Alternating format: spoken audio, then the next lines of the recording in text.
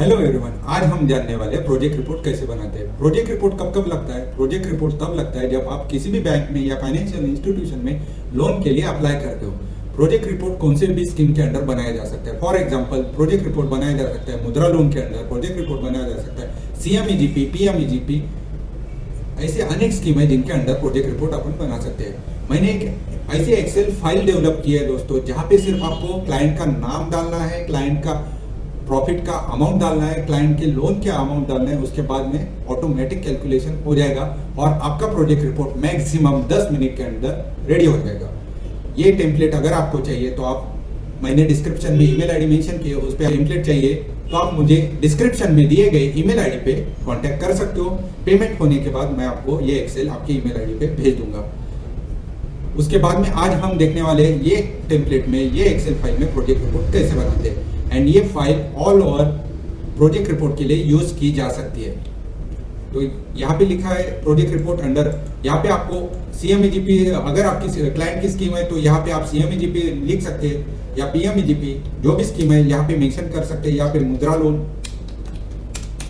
यहाँ पे सिर्फ आपको स्कीम का नाम डालना है। उसके बाद में ये आपके क्लाइंट के शॉप का नाम है, जो भी आपके क्लाइंट के शॉप का नाम है वो यहाँ पे आपको मेंशन करना है। यहाँ पे जाके एडिट करना है, उसके बाद में उसके क्लाइंट का नाम लिखना है, जो भी आपके क्लाइंट का नाम है वो आपको यहाँ पे लिखना है। इसके बाद में आते हैं नेम वाले शीट पे। नेम शीट पे अपने आप ऑटोमेटिक ये यहाँ पे पूरे फॉर्मूले मैंने दे दिए है। उसके अनुसार अगर फर्स्ट शीट पे आप नाम लिखते हो, क्लाइंट के शॉप का नाम लिखते हो, उसके बाद में ओनर का नाम लिखते हो, तो ऑटोमेटिकली यहाँ पे वो आ जाएगा। इसके बाद में यहाँ पे आपको एड्रेस लिखना है, क्लाइंट के शॉप का एड्रेस आपको यहाँ पे मेंशन करना है। उसके बाद में कॉन्स्टिट्यूशन ऑफ द फर्म, मतलब पार्टनरशिप फर्म है, सोल प्रोप्राइटर है, वो आपको यहाँ पे मेंशन करना है। उसके बाद में कॉस्ट ऑफ द प्रोजेक्ट ये यहाँ पे मेंशन करनी है, ओन कंट्रीब्यूशन आपको यहाँ पे डालना है। उसके बाद में कितने लैक्स का आप लोन अप्लाई कर रहे हो वो यहाँ पे मेंशन करना है। स्कीम का नाम ऑटोमेटिकली आ जाएगा क्योंकि फर्स्ट पेज पे आपने स्कीम का नाम दिया था, वहां से ये कैच कर लेगा। अजम्पशन में आपको अपने क्लाइंट की डिटेल लिखनी है। यहाँ पे मैंने फॉर एग्जांपल सैंपल के लिए लिख दिया है, लेकिन आपको अपने क्लाइंट के एड्रेस के साथ साथ वो अपने फील्ड में कितने साल से काम कर रहा है या कितने साल से बिजनेस कर रहे हैं वो पूरे डिटेल आपको यहाँ पे मेंशन करने। इससे बैंक को क्लाइंट का बिजनेस समझने में बहुत ज्यादा आसानी होती है। एंड बैंक डिसाइड कर सकती है फ्रंट पेज से कि क्लाइंट को लोन देना चाहती है बैंक, या लोन में कुछ वेरिएशन करना चाहिए। उसके बाद में रेट ऑफ इंटरेस्ट, ये रेट ऑफ इंटरेस्ट लोन का रेट ऑफ इंटरेस्ट रहता है, जो कि आप बैंक से कंफर्म कर सकते हो या नॉर्मल आपके क्लाइंट को जो भी एप्लीकेबल हो रहा है वो यहाँ पे लिख सकते हो। उसके बाद में 60 मंथ का लोन रिपेमेंट पीरियड, जनरली दोस्तों 5 साल का, मतलब 60 मंथ का होता है। अगर बढ़ा के चाहिए क्लाइंट को तो क्लाइंट 7 ईयर्स का भी कर सकता है। उसके बाद में एप्लीकेशन, तो ये पेज पे आपको sources and application. Source mean आपको पैसा कहाँ से आ रहा है बिजनेस में, एप्लीकेशन मीन्स वो पैसा आप कहाँ लगा रहे हो। आप मीन्स क्लाइंट के बारे में हमको सोचना है। अगर आप ये क्लाइंट के लिए बना रहे हो या आप खुद के लिए बना रहे हो तो खुद के बारे में सोचना है। सोर्सेज, ओन कंट्रीब्यूशन ये केस में 1 लाख का है, टर्म लोन 9 लाख का है, तो ये प्रोजेक्ट रिपोर्ट हो गया 10 लाख का।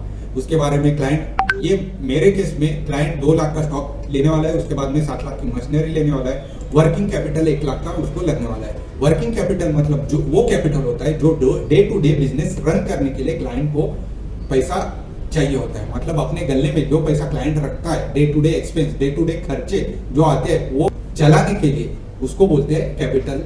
अब में हम प्रॉफिटेबिलिटी शीट पे आते हैं।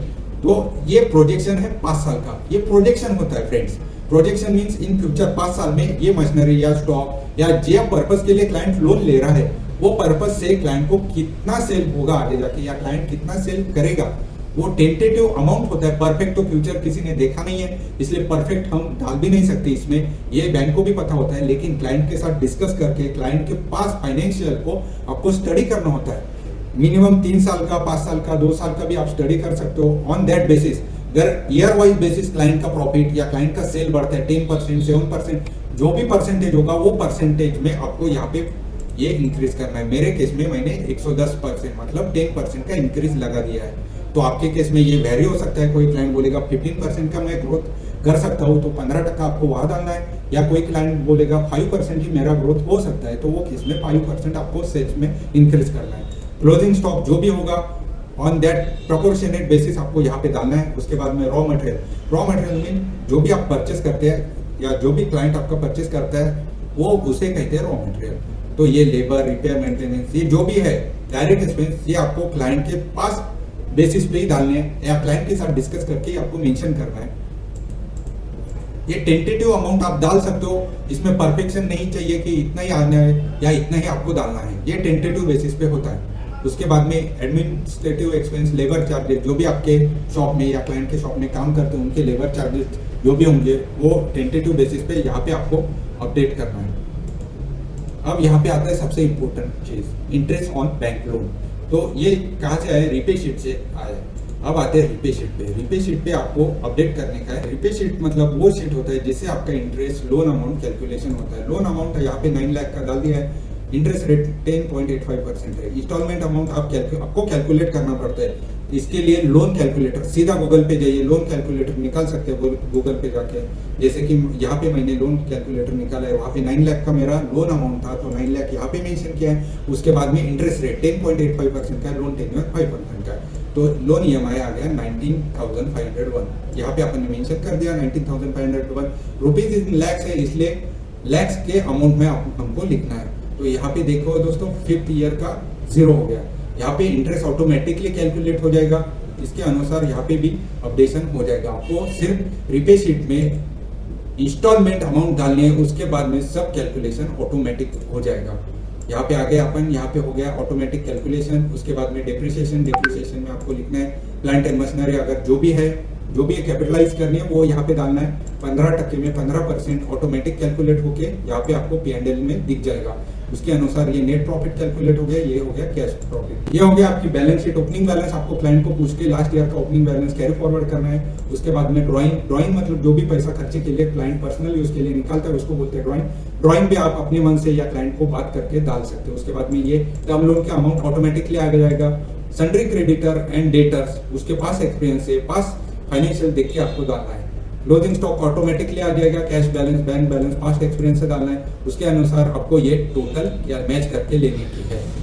तो इस अनुसार आपको बैलेंस शीट बनानी है दोस्तों। डेप्रिसिएशन में पहले आपको डिस्कस कर चुका हूँ, रिपेमेंट शेड्यूल का भी डिस्कशन हो चुका है। तो ये तैयार हो गया आपका प्रोजेक्ट रिपोर्ट। प्रोजेक्ट रिपोर्ट में सबसे इंपॉर्टेंट क्लाइंट की शॉप का नाम, उसके बाद में क्लाइंट का खुद का नाम डालना है। उसके बाद में ये शीट पे अजम्पशन बहुत इंपॉर्टेंट है, वो आपको प्रॉपर तरीके से लिखना है। क्लाइंट को पूछ के वो किस में डील करता है, क्या करता है, कितने सालों से ये बिजनेस कर रहा है, वो सब आपको यहाँ पे मेंशन करना है। उसके बाद में ये सोर्सेस एंड एप्लीकेशन, सोर्सेस में आपको लिखना है कितने लैक्स आप को लोन लेने का है या क्लाइंट को लोन लेने का है। ओन कंट्रीब्यूशन मतलब क्लाइंट कितना खुद के जेब में से डालने वाला है पैसा, उसे कहते हैं ओन कंट्रीब्यूशन। तो यहाँ पे वैसे लिख के आपको ये प्रोजेक्ट रिपोर्ट बनाने का है दोस्तों। काफी इजी है, सिर्फ 7 शीट में ये प्रोजेक्ट रिपोर्ट रेडी हो जाएगा। मैक्सिमम आपका अगर हाथ बैठ गया इस चीज पे तो मैक्सिमम 10 मिनट भी काफी है आपके लिए। और ये एक्सेल टेम्पलेट की प्राइस रखी हमने सिर्फ 499 रुपीज। अगर आपको चाहिए तो हमने दिए गए UPI ID पे आप पेमेंट करके स्क्रीनशॉट भेज सकते हो। ईमेल पे आपको ये एक्सेल टेम्पलेट मिल जाएगी। आप ये वीडियो पॉज करके आपका प्रोजेक्ट रिपोर्ट बना सकते हो। अगर आप कॉमर्स स्टूडेंट हो एंड अपने आगे जाके आप प्रैक्टिस करना चाहते हो, अगर आप प्रोफेशनल हो, अगर आप वर्किंग प्रोफेशनल हो एंड आपको प्रोजेक्ट रिपोर्ट बनाने में दिक्कत आती है तो ये टेम्पलेट आपको काफी हेल्प करेगी। इसके लिए हमने ईमेल ID दी है डिस्क्रिप्शन में, जिस पे आप कांटेक्ट कर सकते हो। Thank you friends.